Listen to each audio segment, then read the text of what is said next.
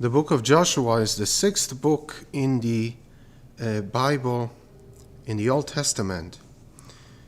And the book of Joshua derives its name from the main character of this book, the successor of Moses, chosen by God and anointed by Moses to lead the chosen people through the Jordan River into the Promised Land. And so we recap the story.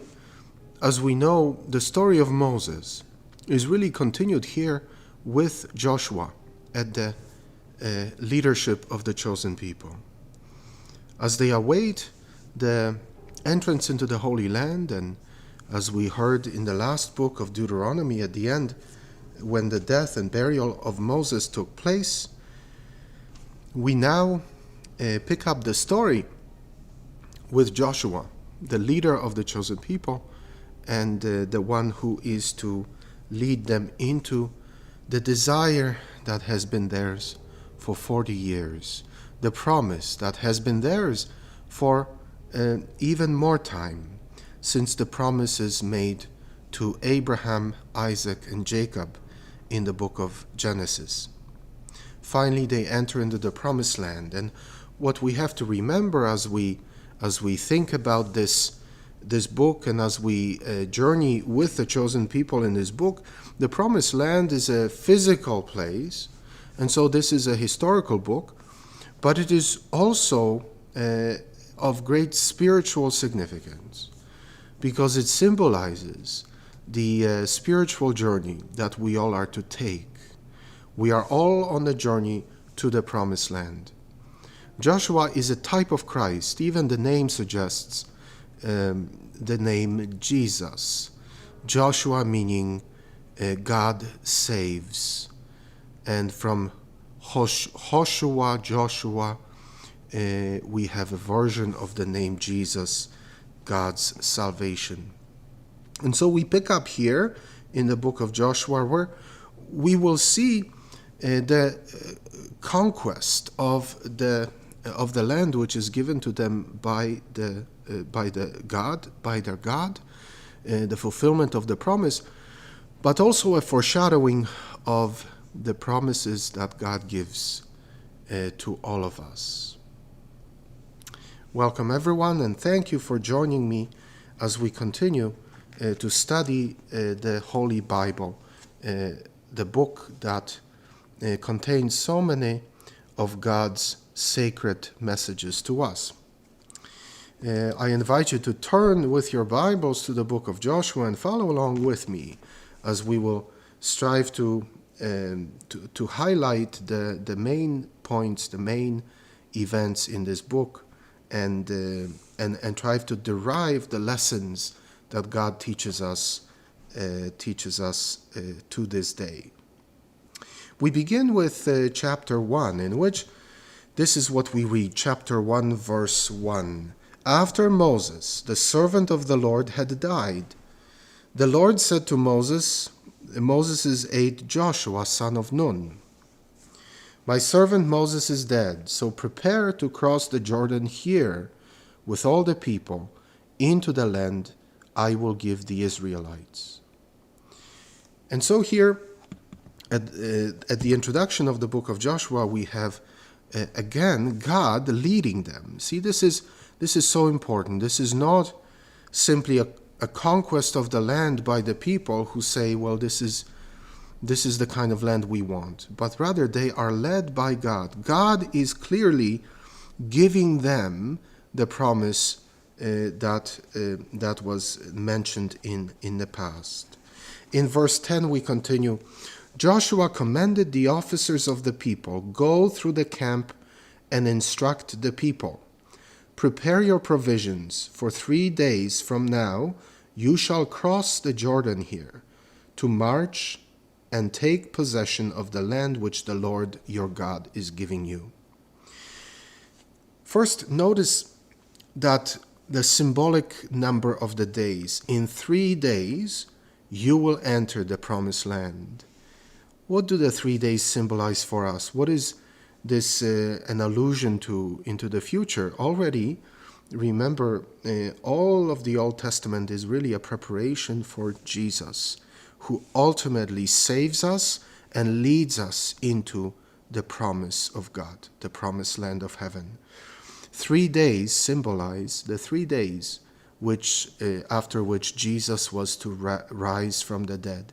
And through his resurrection, 3 days after his death, he would conquer sin and open the gates of heaven for all those who choose to follow him, so that we may enter.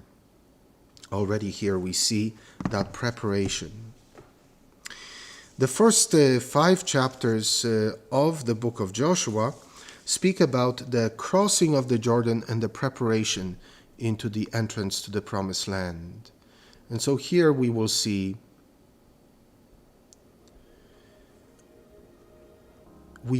in the first 5 chapters, Joshua leads Israel. So in the first, Joshua's the new Moses in the first chapter reminds the chosen people to obey the commands of the Lord, the commands of Torah. Again, remember, everything is based on the obedience to God and his commandments. Their success will be based not on their abilities, but on their faithfulness to God. Why? Because God is the one who's giving, God is the one who's saving, and God is the one who's fighting for these people. And so this is all God's activity, not their own. As long as they remain close to God, they will be saved. And the minute they start believing in their own abilities, they will start to falter. In chapter 2, we hear that Moses, or rather Joshua, is following in the footsteps of Moses in sending the spies to conquer the first section of the Holy Land. But here again, just remember, as Moses sent the spies to take a look at the land, and they came back. 12 of them came back, and 10 said that it's too hard and they cannot do it. They cannot conquer the land. And the other 2, Joshua and Caleb, said, no, we can. God promised us. And they turned back and wandered for 40 years in the wilderness. Now, the story is a little bit different. The spies go in, 2 spies go in, and they take a look at the land, and through the hospitality of an innkeeper, Rahab, they are able to see how God has prepared to give them the land. And so here we pick up the story in chapter 2.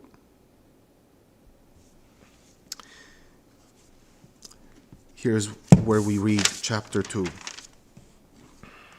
Joshua, son of Nun, secretly sent out 2 spies from Shittim, saying, go, reconnoiter the land of Jericho.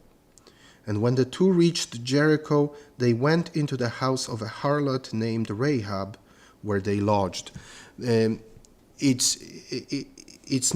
not certain that Rahab was a harlot.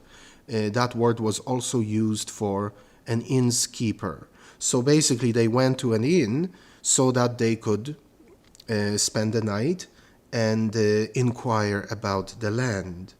Here we read that Rahab recognizes the God of these 2 Israelites, and she seeks to help them in exchange for salvation. And because she helps them, she also is given the gift of being spared when they entered Jericho. When they return, this is what they say. Well, I won't read it, but they basically say, we have seen the fear that God has placed in the hearts of the people of Canaan, of Jericho, and so we are ready to go. And so here we have a very different outcome of the spies going into the land. They are trusting in God, and because of that, they will be able to succeed.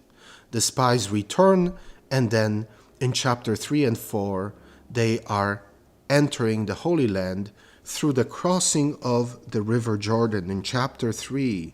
Early the next morning, Joshua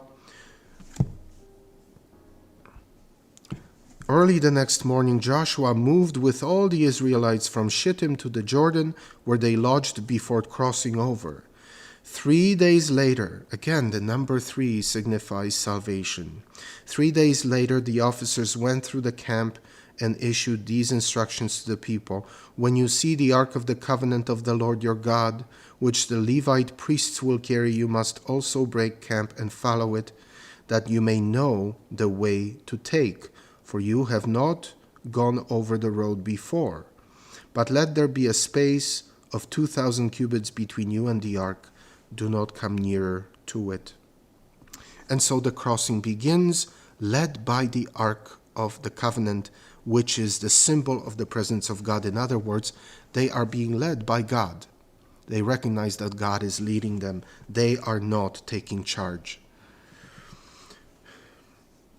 And just as we say that Joshua is the new Moses, just as Moses at crossing of the Red Sea was able to ask God to part, to make way by the crossing of the Red Sea, so the same thing happens here. The priests with the Ark of the Covenant enter the river Jordan, which parts, and they're able to cross over. Again, this is so important for us in our spiritual journey, because we have to always say, I have to wait for the Lord to lead.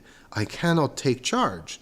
It's not like we are going to be making decisions here and then maybe bring God along with us. No, God is the one leading us. That is why it's so essential that in our spiritual life, we follow the Word of God. We read sacred scripture. We listen to God's holy word. We know the commandments of God. Once we know the commandments of God, the teachings of God, they lead us to the right place. We don't decide for ourselves what to do and then hope to fit God into our reality, but rather we are following God and where He leads us. After the crossing of the Jordan, there is a very interesting encounter. Before that encounter, there is the chosen people renew their covenant with God. So there is the circumcision of those who haven't been circumcised in the Holy Land, or rather in the wilderness, because remember, this is a new generation of the people, and not the ones who left Egypt, but the children of the ones who left Egypt, and many of those children were not circumcised during the 40 years. So now there's a renewal of the covenant.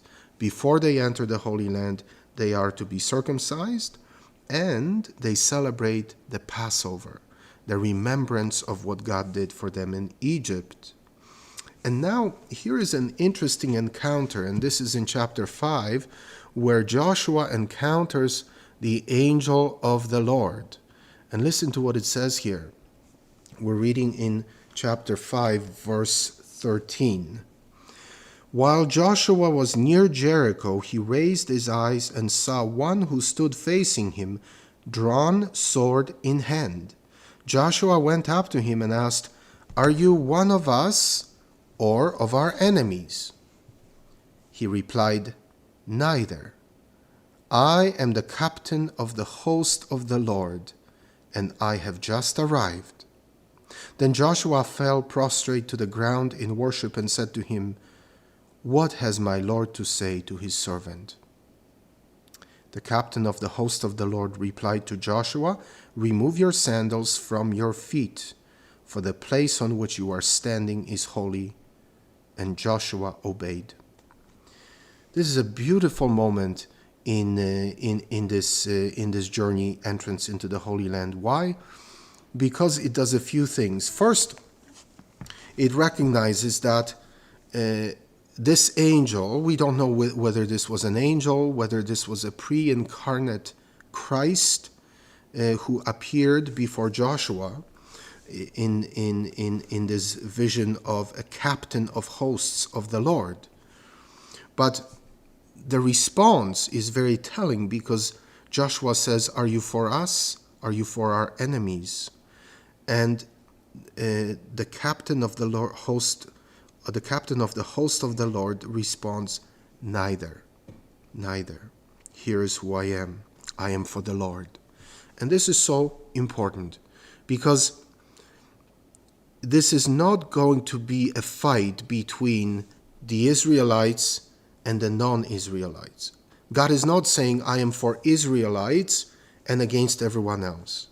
God is saying, "I am for holiness. I am for truth. I am for sanctity.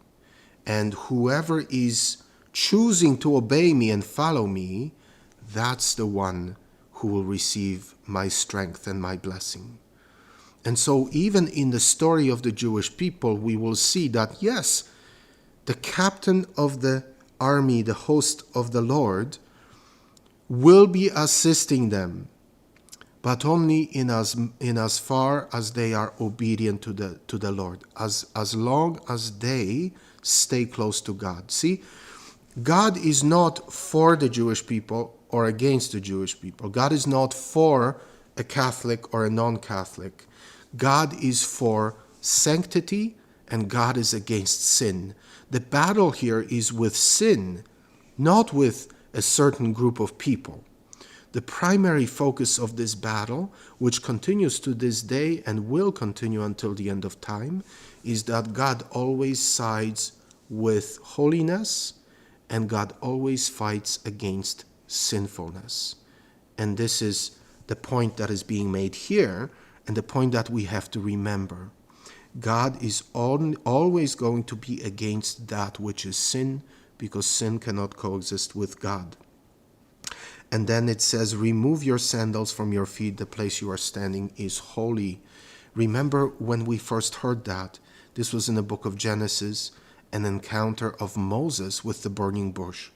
When God reveals himself to Moses and says the same thing: "Remove your sandals. The place on which you are standing is sacred."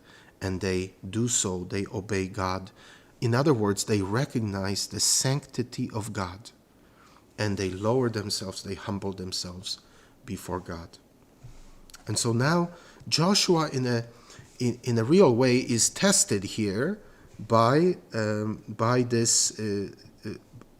this captain of the Lord's army, who represents God, for one last time before they begin to take over the Holy Land, that they are clearly seeking to follow God, and to recognize that they will reject sin and embrace the covenant with God, the commandments of God. This is so important for all of us, isn't it? That our battles are not against principalities, but against spiritual realities. We are only going to be blessed truly by God if we allow God to lead us to a life of holiness, a life of His commandments and His teachings. Anything less than that is going to lead us to exile and suffering and pain. So here we continue in chapter 6. Now let's see here. The first 5 chapters is that movement. See, the movement of Moses, the new Moses, Joshua, who leads the people to the promised land by reminding them to be obedient to God, to His commandments. They cross the river Jordan with God's assistance in a miraculous way, and they are tested once again with the angel of the Lord, who is saying, "I am going to lead God's battle against sin and disobedience." And so now they are prepared to enter into battles. The next section will be the section with having to do with battles with the Canaanites.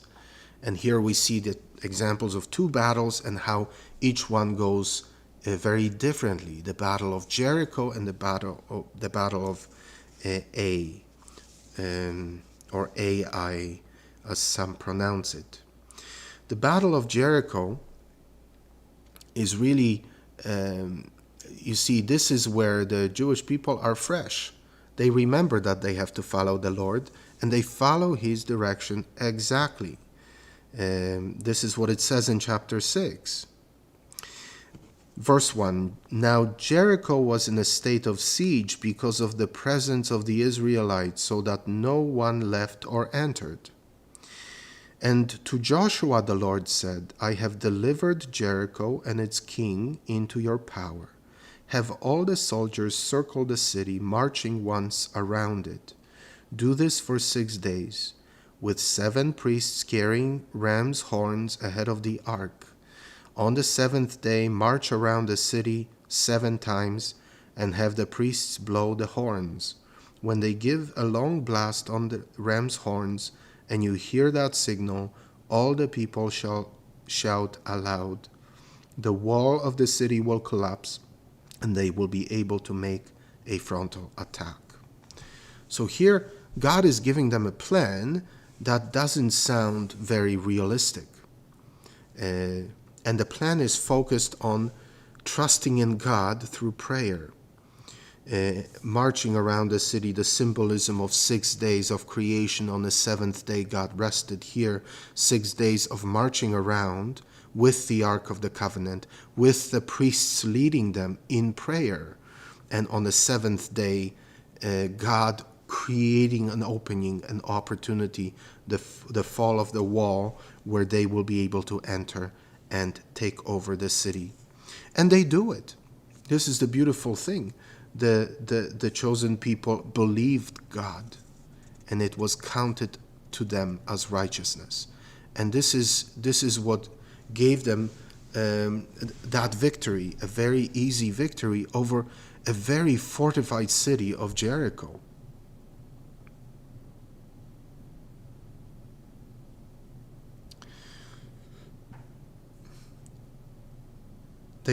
They entered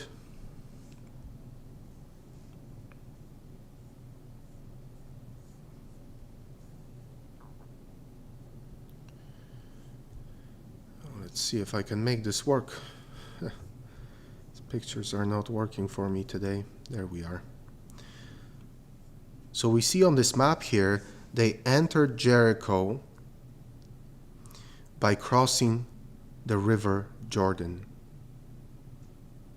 And then they march around Jericho here. So they enter from the east. They enter Jericho, they march around it, they conquer Jericho, and then they will continue on to Ai, where they will enter into another battle, which will go very differently for them. And then once that is conquered, they will continue on conquering different regions throughout the Holy Land, as seen on this map. So Jericho is a win, and mainly because they followed the direction of the Lord. Ai, the next town, is a very different story. This is what it says in chapter 7, verse 1. But the Israelites violated the ban.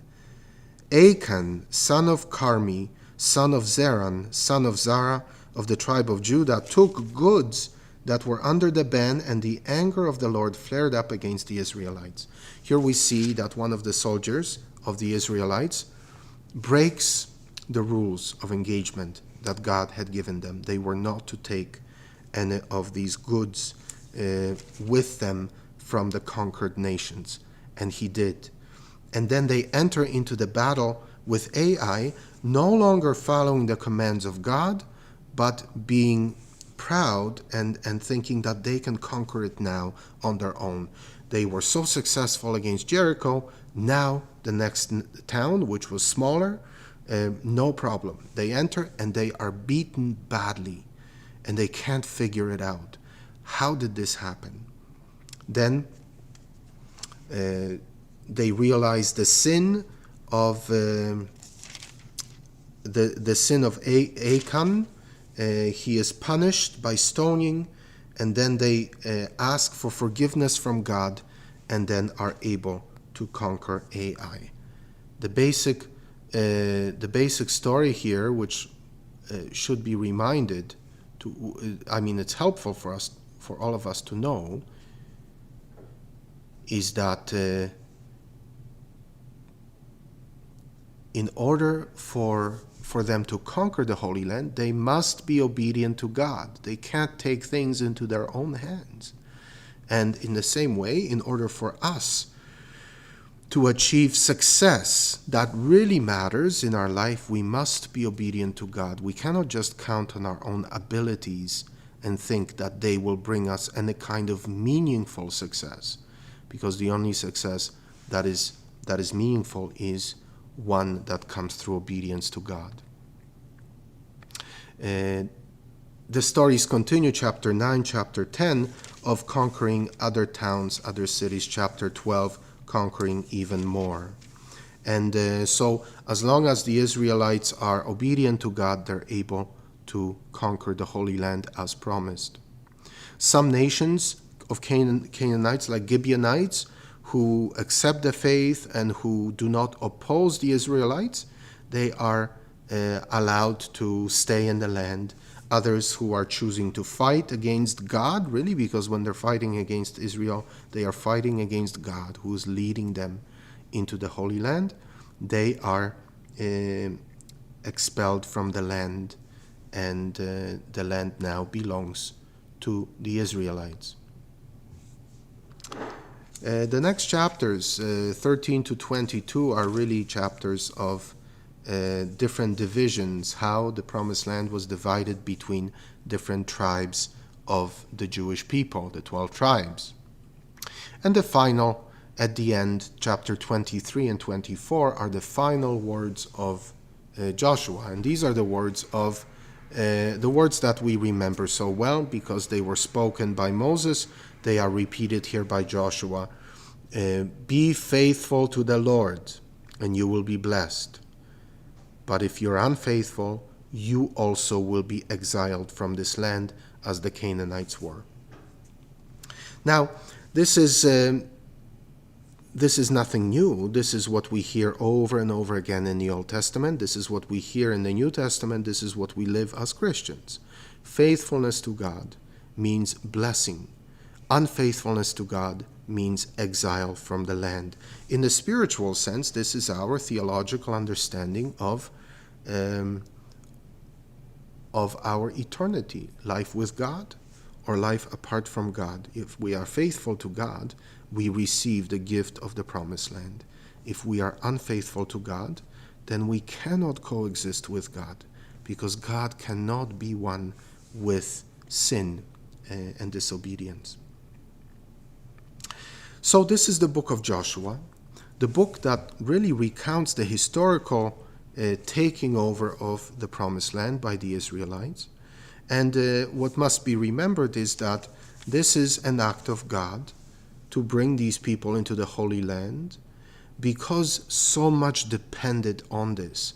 Again, we have to look at it from the perspective of our salvation through Jesus. It was necessary for the Jewish people to be in the Promised Land so that we could come to the point of the Messiah coming through the prophecies in the Promised Land, through Mary and the foster father Joseph, as a descendant of David in the land of the promise in Bethlehem of Judea. And so this is, a lot was riding on this. God was preparing the pathway, preparing, if you will, the landscape for the ultimate gift of recovery, of salvation to all of us with these people coming in. Now, a few words, because sometimes, as we read these historical books and we hear of the war and the bloodshed that was that would take place, because these were really battles that were being waged against the people who lived in that land. A common criticism could be, well, how could God allow for something like this? Why is there such partiality towards the Israelites and not towards the people who were living there, the Canaanites as they were known. And the common response is that we have to remember the Canaanites already in previous books of the Bible. When we look at, well, let me pull this slide up because this will help. Okay, so why the Canaanites? In both Leviticus and Deuteronomy, we hear that the Canaanites for 400 years, so the amount of time that the Jewish people were in Egypt. These people who stayed in Canaan, Canaanites, were turning away from God and living in moral corruption, including child sacrifice. They were believing in many false gods. They were offering human sacrifice to these gods, and over again God was patiently waiting for them to turn back and to change their ways, and they would not. Remember, when Moses is called by God to lead the people out of Egypt, it is because God says that the proper time has come to bring about judgment on the people who are not turning away from him, who are living in Canaan.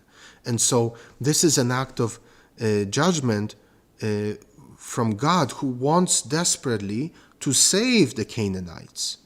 But the way they are living, the way they have chosen to conduct themselves, is leading them directly to perdition.